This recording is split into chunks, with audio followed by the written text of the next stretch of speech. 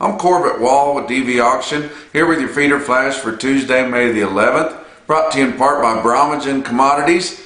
Call Bromwich Commodities, get a hold of Candy Sullivan there, and set you up an account. She clears through R.J. O'Brien, a very reputable firm there, and get your account set up because you never know when you're going to need it. At some point you may need help with your risk management strategies. At some point you might just have a hunch that you want to play. Maybe you think this corn's gotten too damn high and you want to decide to short it or buy a put or do something and take advantage of these volatile markets. Now, I want to warn you, you don't always make money, and if you start fooling around in commodities, you can and will lose money, believe me. But if you're interested, get a hold of Bromwich Commodities. Look them up at bromwichcommodities.com. Rain makes corn, and I'm not talking about some stupid pop country song from Luke Bryan. I'm talking about real stuff. We had rain, scattered storms across the Corn Belt over the weekend, and some of them pretty significant. I talked to several guys in the Corn Belt, and mostly in Iowa, that received nice rains. I mean, like around an inch, give or take a little bit, and it fell nice. And like I said on a previous visit, if it had been much more than that, people would have been bitching that they'd have washed the seed out. But it fell just right. It was a nice, timely rain. That's what we need. I know it's dry in places, but our extreme western corn belt is dry. You get to the western part of your northern plains, and there's no grass out there. Guys are not able to keep their heifers back, having to sell cows, having to sell calves before they want to, and it's dry in a lot of places. It's dry out west, west of the Rockies in a lot of places too. But it's the spring of the year, and we are starting to get some little rains around. We've had a couple of little rains here in the Texas Panhandle. The Oklahoma Panhandle, which is always known to be dry, they got a hell of a rain just a night or two ago. So it's starting to fall around a little bit. I'm not sure how much of this outrageous corn rally is being blamed on dry forecasts. But it's got to be a percentage of it. And then we've got another percentage of the speculation that we may have a corn shortage because we sold too much of it to our Asian markets at a low price there earlier in the year. I'm not sure what of it is just general inflation due to printing too much money and throwing it at people. I'm not sure what all of it is, but there's a certain percentage of it because of these dry forecasts. And I would rather bank on what you see in the rain gauge than what you see on the forecast. And every year, I'm going to bet on the American farmer to make a crop. Tell you what, they've got these new hybrids. I tell you what, they're tough. And sometimes whenever the crop has struggled just a little bit, it ends up to be better than what it would be under normal conditions. So you can bet on the American farmer. We had some nice rains. It was scattered. It was spotty at some places in the Corn Belt, but had some nice rains. And look what it did to corn. I mean, took her down a bunch. Not any more than it's been going up almost daily, but still took her down, and feeder cattle responded. Tell you what, this time of year you can basically just put a pulley in between our corn and our feeder cattle. One goes up, the other goes down, and back and forth, and that's kind of the way it was to start out the week here. I talked to you about people looking for substitutes to use in their rations because this corn is just getting too high. Of course, they're going to look, some of the other spendy grains that are out there, barley and wheat and things like that. But, there's a lot of things to feed out there. I was talking to my friend Jim Felton up there in Montana, and he's got a purebred Angus herd. He feeds a handful of those cattle to market their Felton Angus Ranch beef that they market pretty widely all over the country and outside the borders, I think, in some places. But, he's had luck feeding potatoes at times. Said he just ordered a load of potatoes. It was 10% the cost of a load of corn. Well, that's kind of a no-brainer right there. Also, getting some screenings come in, and I know those aren't available everywhere, and they're not available, to a lot of different customers. But start picking around and looking for some things to feed cattle. If you're a smaller producer feeding on a smaller scale, there especially, you can get some screenings there, and those are basically free. I've heard people, especially back east when I lived out there, people feeding bakery waste, food cereal, just about anything. Met a guy, good friend of mine that I haven't heard from in a long time. I used to go up into Vermont and help put together an auctioneer, a feeder cattle auction twice a year in Vermont. There was a cattle feeder up there in upstate New York by the name of Paul Sanger. I don't know how he's doing or if he's still around, but he had fed all the different things that you could feed. He said the strangest thing that he ever fed, and he had a PhD in nutrition from Purdue, kind of knew what he was doing. He said that the strangest thing that he ever fed one time was cough drops, and he was getting along really good feeding cough drops to his cattle until he went to get a load of it on a hot summer day with a live bottom trailer, and he said he never got any more of them after that. But you can kind of imagine what happened there. But the meeting of truce, you guys are waiting for me to give you a report on the meeting of truce that they had on Monday. I told you, most of your big cattle associations put together by LMA, Livestock Marketing Association. I know nobody was supposed to know about this meeting, but I let the cat out of the bag. I'm going to give credit where credit's due. Livestock Marketing Association was responsible for putting the meeting together. He brought in several associations, of course, LMA, U.S. Cattlemen's Association, RCAF, NCBA, National Farmers Union, and American Farm Bureau Federation. They brought in not the staff or the CEOs or the leaders, so-called, of the association, but the member leaders, the elected member leaders in there that they could pick and who could make the meeting. They each got to bring 4 to the meeting held in Phoenix, Arizona. They all got together to see if they could find some common ground and see if we could get something done, because the people that are paying attention and have their eyes open know that we're in a bad way. I mean, it's time to get something done right now. Mayday, Mayday. And so they had the meeting on Monday. I talked to some guys that were there. Of course, they couldn't tell me everything, and I expected that they couldn't tell me much.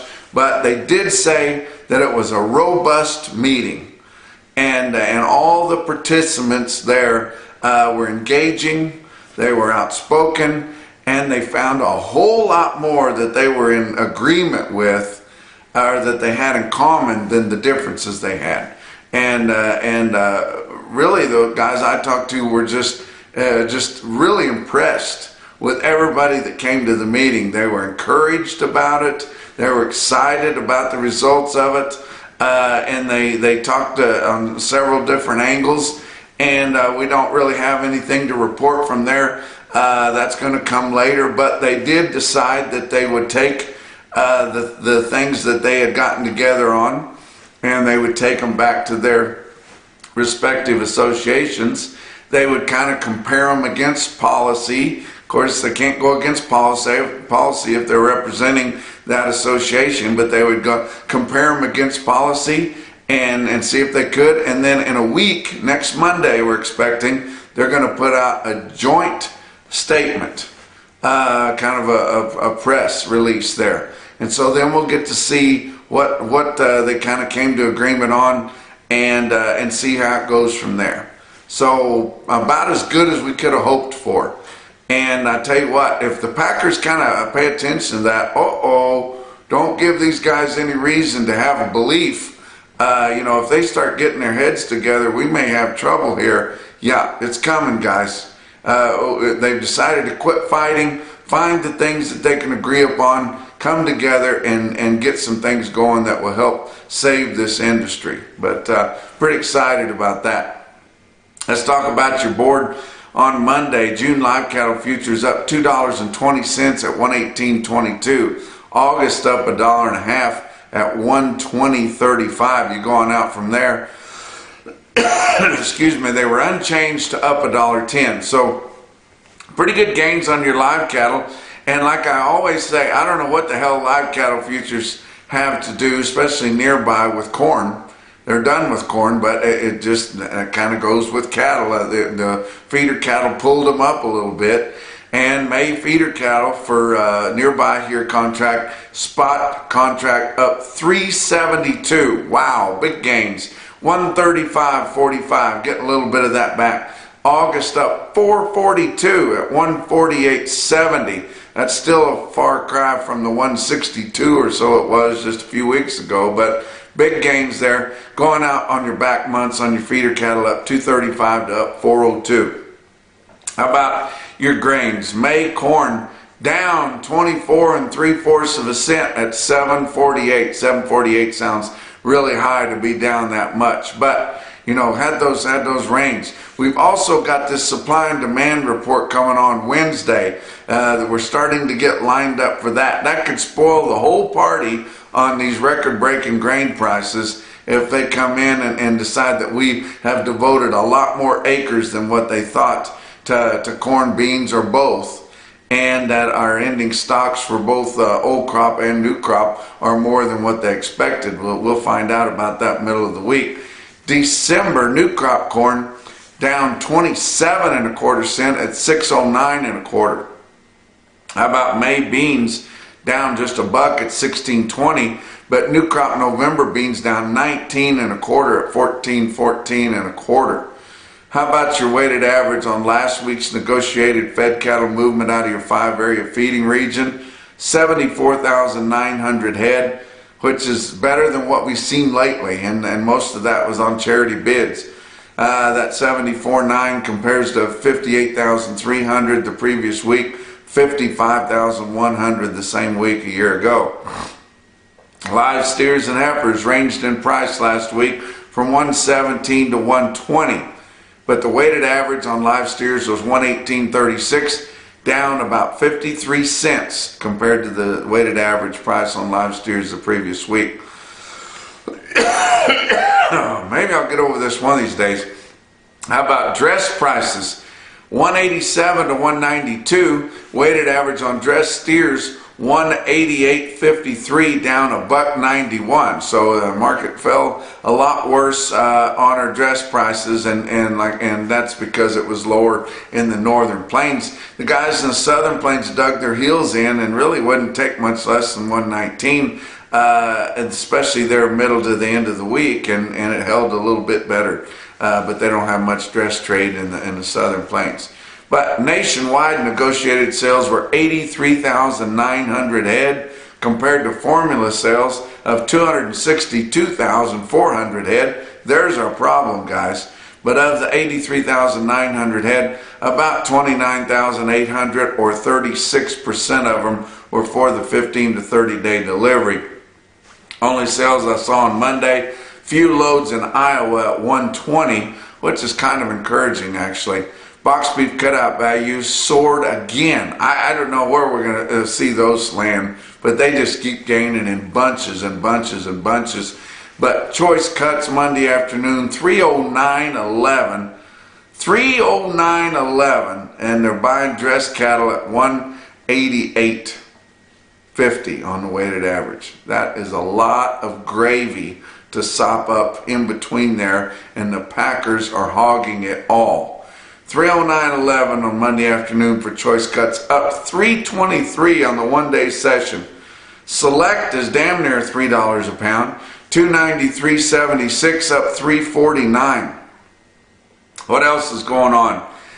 Check out Ozarks Regional Stockyard on Tuesday. Steve Anderson has been putting together this in-house video, and I've never seen an auction have so much success so fast with an in-house video. Of course, he had a lot of contacts when he started there, but I tell you what, they throw one about every week, if not every other week. They're doing it through us at dvauction.com. They're broadcasting through us So about all they got to do to throw one of their in-house videos is send us some cell phone video and just a very minor charge for editing and posting that, and that's it.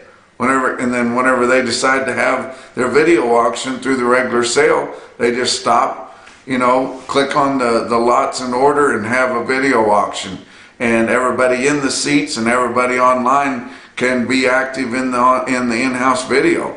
It's a really good deal. But they've got one coming up here on Tuesday.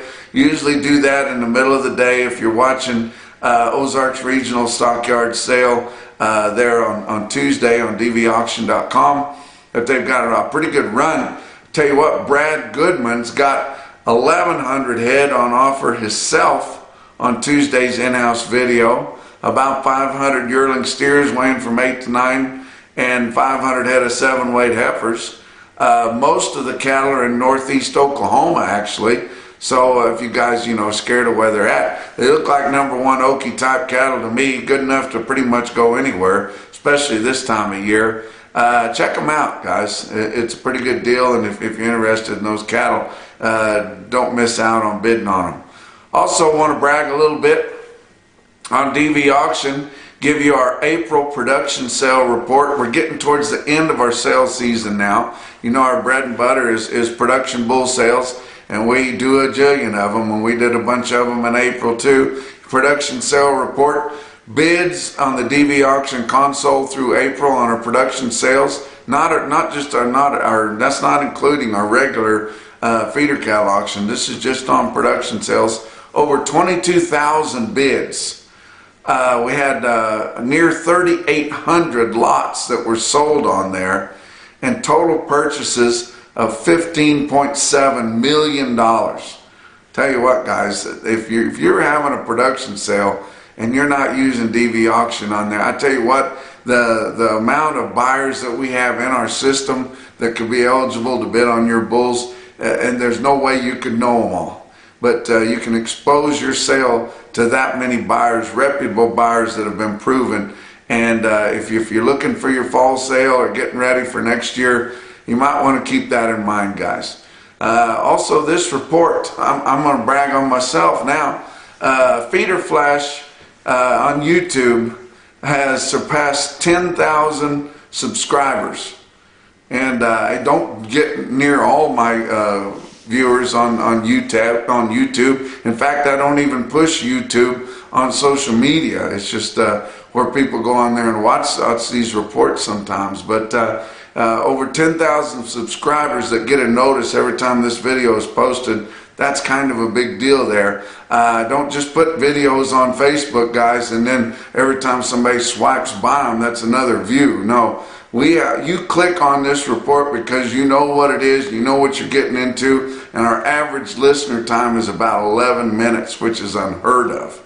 National Beef Wire e-newsletter, where I really push people to go and view this report and read the information that's on our daily e-newsletter. The subscriber list on that is over 100,000 now, so kind of getting the word out a little bit. Let's talk about your feeder cattle market. Your real-time index on DV Auction late in the day on Monday at 130.21, up 90 cents. So we did kind of gain. I mean, it's been a downer for a while, but we're back over $1.30. I told you on the weekend visit that we had fallen below 130 for the first time since last July, right after the 4th of July there, after the long holiday.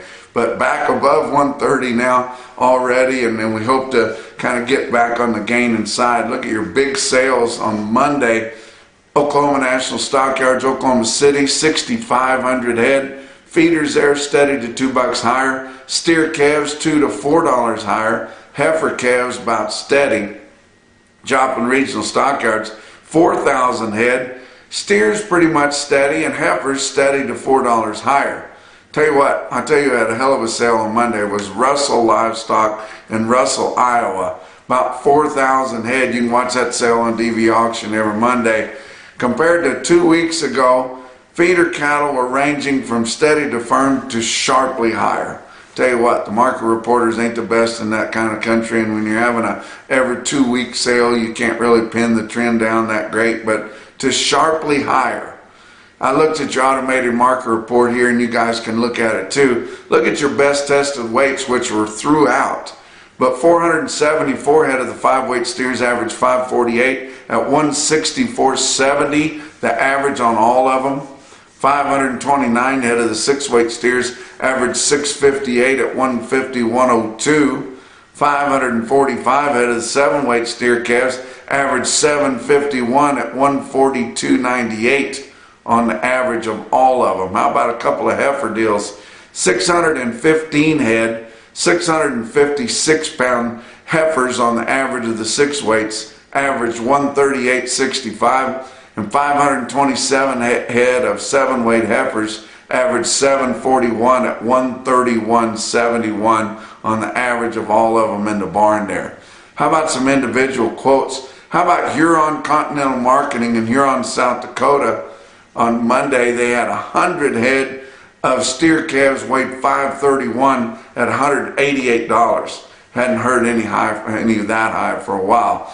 How about Aberdeen livestock sales, the West Barn in Aberdeen, South Dakota? I had to make comment there. I enjoyed visiting with the owner there, Kevin Larson. I tell you what, I really like him. He's a good guy to talk to. I'd shook his hand before, but didn't really get a chance to meet him until I was up in Belfouche. He was another one of the judges there, but tell you what, pretty good people there. And an outstanding sale there, an outstanding quote for them. 73 head, 714-pound steers bring 159.25. But the best quote that I saw anywhere on Monday, and your Zactran top quote for the day indeed come out of Russell Livestock, Russell, Iowa. 67 head, 794-pound steers. They had a 7 as a front figure, but just barely. 147.50. That's your feeder flash for Tuesday.